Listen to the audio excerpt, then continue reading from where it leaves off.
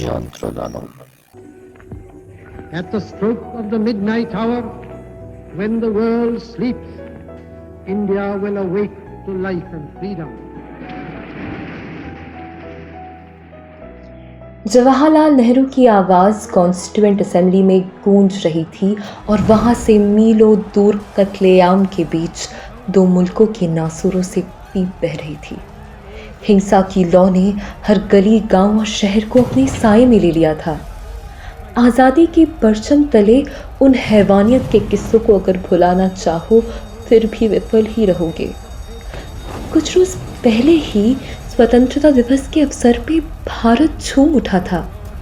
आज़ादी को 75 साल हो गए और इन 75 सालों के इतिहास में खून के धब्बे कई सारे हैं।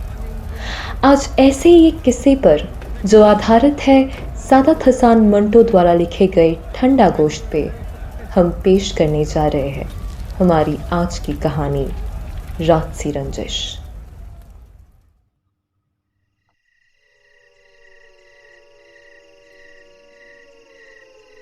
सन 1963 आखिरी कुछ दिनों में इंसानियत को यतीम होते देखा मैंने। मेरी रोशनी जिधर भी पहुंचती उधर बस अंधेरा ही मालूम हुआ मुझे। उधर धरती में इंसान मेरे छुपने की ताक में रहता है, अपने हवस के लिबास पहने किसी जिस्म को नोचने की फिराक पे रहता है। अब तो मैं भी थक गई हूँ। मुझे एक महीने में बस एक दिन की छुट्टी मैसर है। क्या करूँ मैं, चांद जो हूँ। बरसों से यूं ही आसमां, वो वहाँ हाँफता हुआ राजेश है ना? हाँ, आज फिर कहीं लूट मचाई होगी। चलो आज रात इसी का पीछा करती हूँ।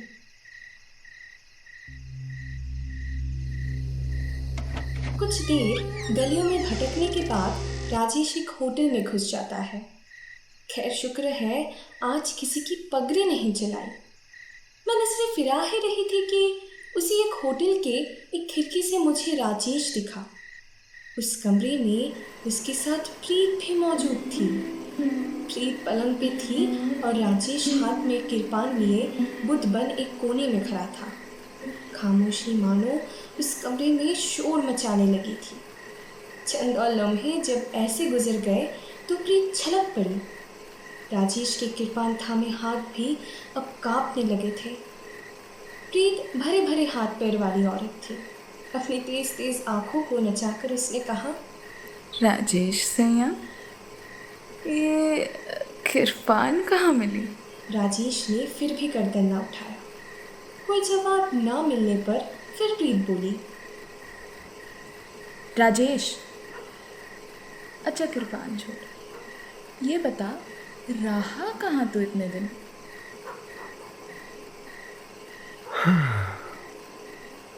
मुझे मालूम नहीं मुझे। ले, ये भी कोई जवाब हुआ? तेरी तबीयत तो ठीक है ना? राजेश ने किरपान एक तरफ फेंकी और पलंग पे आके लेट गया। प्रीत ने उसके माथे पे हाथ रख के प्यार से पूछा, जानू, क्या हुआ तुझे? यूं ही बस पंखे को घूरता रहेगा या कुछ बोलेगा भी? हे प्रीत। हाँ रे जानू। अरे इधर आ, सब बताता हूँ। राजेश ने झटके से प्रीत को अपनी ओर खींचा और उसके भरे भरे जिस्म पे हाथ फेरने लगा। राजेश, अब तो बता, कहाँ रहा तू इतने दिन? अरे पार्टी के मीटिंग में था यार। मीटिंग? राजेश ने प्रीत को अपनी बाहों में दबोचा और बूसे बरसाने लगा। कमरा गर्म हो गया था। मुझे शर्म तो आ रही थी मगर मुझे राजेश का जवाब भी जानना था। रुक, हरामी, कौन से मीटिंग में था तू? मुझे भी बता जरा। शहर का हाल मालूम भी है तुझे? ये सुन के राजेश बौखला उठा। हाँ साली, अब तू मुझे शहर का हाल बताएगी? हाँ? राजेश ने अब अपनी नजरें मेरी तरफ मोड़ ली थी। शायद कुछ सोच रहा था। उसके आंखें लाल हो गए थे और माथे में पसीने की कुछ बूंदें छलक रहे थे। अच्छा है, तेरे माँ बाप भाई बहन सब मर गए। आज जिंदा होते तो जला देता सालों को। मेरा बाप वो सुअर जिंदा होता तो मैं खुद जला देती। पगड़ी देख के जला रहा है ना तू लोग। प्रीत का बस चले वो साला पूरा मर्द जाके जला दे। पगड़ी को सर का ताज कहते थे। साले डरपोक केश कटवा के छुप रहे हैं। भेड़िए साले। अरे जान छोड़ना ये सब। अब मेरी कसम बता, तू शहर गया था ना? नहीं। नहीं? तू जरूर शहर गया होगा और तूने बहुत सा रुपया लूटा जो अब तू मुझसे छुपा रहा है। एक बाप का बेटा नहीं जो तुझसे झूठ बोलूं। लेकिन मेरी समझ में ये नहीं आता कि तुझे उस रात हुआ क्या था। अच्छा खासा लेटा था मेरे साथ, मुझे तमाम गहने पहना रखे थे जो शहर से लाए थे। पता नहीं अचानक क्या हुआ, कपड़े उठाए और चल दिया। राजेश का मुंह पीला पड़ गया। उस दिन के बाद राजेश बहुत दिनों तक गायब रहा। मुझे भी खास दिखा नहीं। राजेश कुछ देर चुप्पी में आहें भरता रहा। जरूर दाल में कुछ काला है। अरे कुछ भी नहीं है यार। राजेश बात क्या है? तू वो नहीं जो आज से 8 रोज पहले था। राजेश तुरंत उठ बैठा, मानो किसी ने उस पर हमला किया हो। उसने प्रीत को अपने बाहों में समेट कर कहा, ओ प्रीत मेरी, ओ प्रीतो मानो जान, मैं वही हूँ, तेरा राजेश। अब आना, आजा, गुड गुड पीऊ तेरी जिस्म की गर्मी। राजेश हो क्या गया था तुझे उस रात? हो क्या गया था? अरे अरे कोई बात हो तो ना बताओ। मुझे अपने हाथ से जलाओ अगर झूठ बोलो। राजेश ने प्रीत की बात अनसुनी करते हुए अपनी बाहें उसके गले में डाल दी और होंठ उसके होठों में भींच दिए।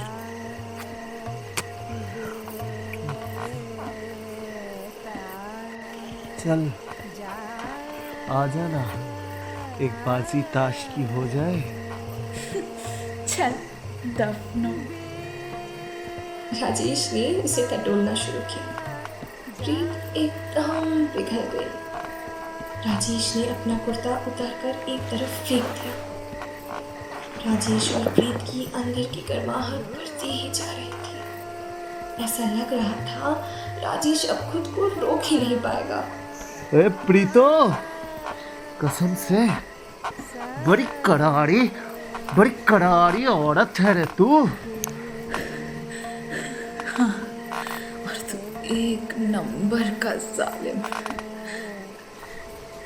ये सुन के राजेश मुस्कुरा उठा और प्रीत को अपने बाहों में और कस के पकड़ा।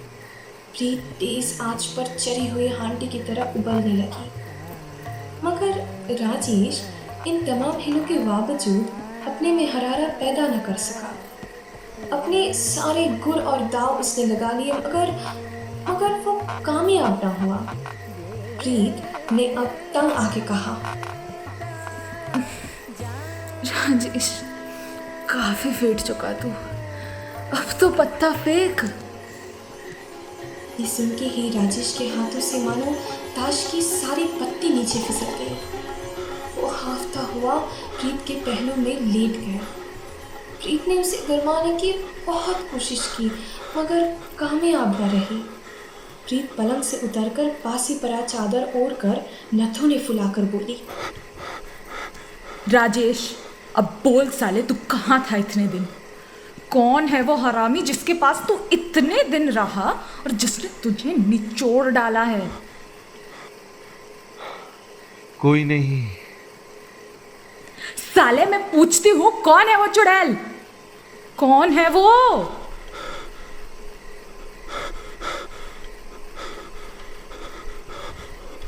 राजेश, आज मुझे सब जानना है।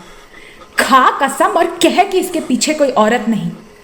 सुन, कसम खाने से पहले जान ले, तू 100 सिखों को फूंक चुका होगा, मगर मैं भी सरदार निहाल सिंह की बेटी हूं।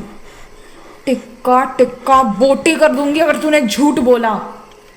तू शहर जाता रहा, बोला कि देश की सेवा कर रहा हूं। सरदारों का खून बहाया तूने, मुझे तिनका भर भी फर्क नहीं पड़ा। मगर अभी अगर तू सच नहीं बोला तो प्यार दी कसम, ये सरदारनी अब तेरा खून बहाएगी। अब खा कसम और बोल, इसके तह में कोई औरत है कि नहीं? राजेश ने बड़े दुख के साथ हाँ में सिर हिलाया। प्रीत बिल्कुल दीवानी हो गई। उसने झटके से पास ही पर कृपान को उठाया, मयान को केले की छिलके की तरह उतार कर एक तरफ फेंका और राजेश पे वार कर दिया। कुछ ही देर में लहू के फव्वारे छूट पड़े। प्रीत को जब इससे भी संतुष्टि नहीं मिली तो वो राजेश के केश नोचने लगी।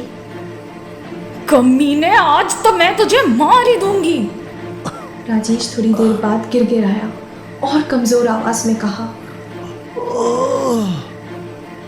जाने दे अब प्रीतो,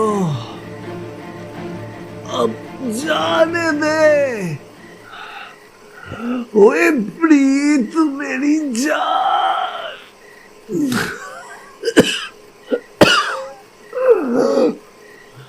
बड़ी बड़ी जल्दी की रे,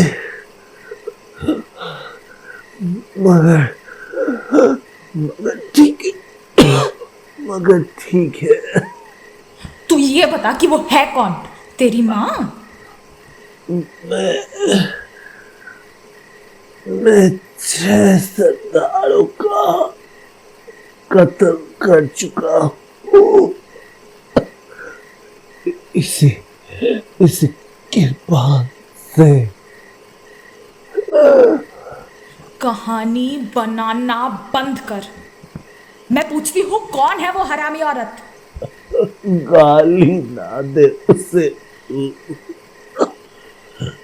गाली ना दे। हाँ तो बता ना, कौन है वो? बताता हूँ। प्रीत मेरी जान, सबके दिल में गुस्सा था। हाथ में मशाल, लाठी, छुरा, मानो कोई युद्ध से छिड़ गई है। सरदारों का खून, बस यहीं तक किस्सा खत्म नहीं हुआ। लूट मची थी हर जगह। अपना हिस्सा लेने में मेरी पीछे ना रहा।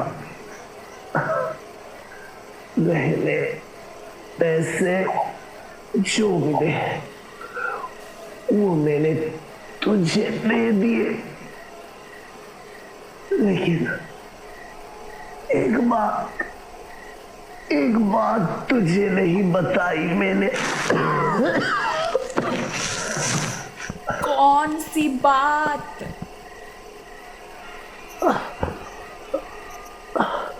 जिस सरदार के मकान में मैं गया, उसमें 7 लोग थे। वही ने इसके बाद से मैंने 6 लोगों को मार डाला। इसी कृपान से जिससे तूने मुझे छोड़ से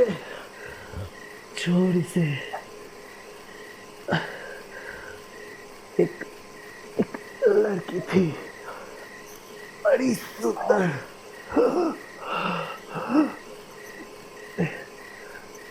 मैं खुद को रोक ना पाया। उसको उठा के मैं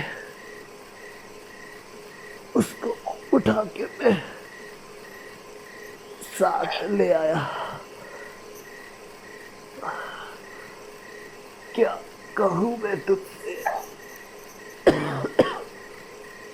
वो इतनी सुंदर थी। मैं कंधे पे डाल के चल पड़ा। रास्ते में झाड़ियों के पास मैंने उसे लिटा दिया। पहले सोचा कि फेंटू, फिर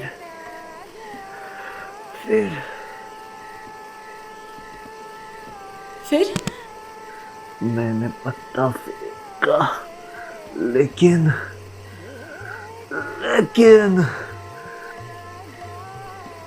राजेश ने अपनी बंद होती हुई आंखें खोली और प्रीत के जिस्म की तरफ देखा, जिसकी बोटी बोटी थिरक रही थी।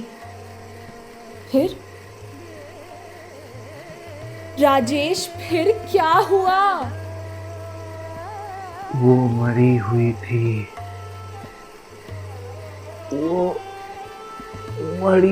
थी।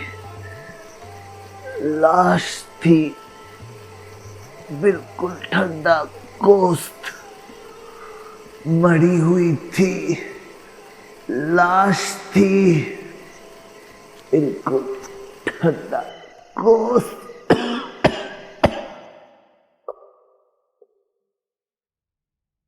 प्रीत, मुझे अपना हाथ दे।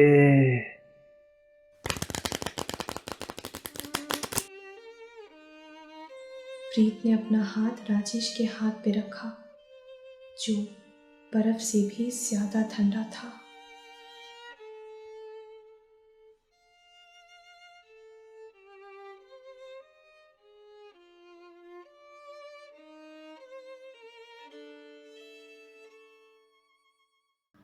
अब तक आप सुन रहे थे हमारे इस महीने की मंटो सीरीज़ की तीसरी पेशकश, रात सी रंजिश, जिसे लिखा है हमारे मंडली के सदस्य तनय ठाकुर ने। हमारे आज के नाटक में आवाज़ देने वाले कलाकार थे अश्मिता, रंजनी, शोपर्णो और मैं, धृति। आज की कहानी आपको कैसी लगी ये कमेंट सेक्शन में ज़रूर बताइएगा। कहानी को लाइक और शेयर कीजिएगा और हमारे चैनल जॉनट्रोदानोप को सब्सक्राइब करना मत भूलिएगा। हम अगले हफ्ते फिर हाजिर होंगे मंटो सीरीज़ की चौथी और आखिरी पेशकश लेके। तब तक के लिए शुभ रात्रि।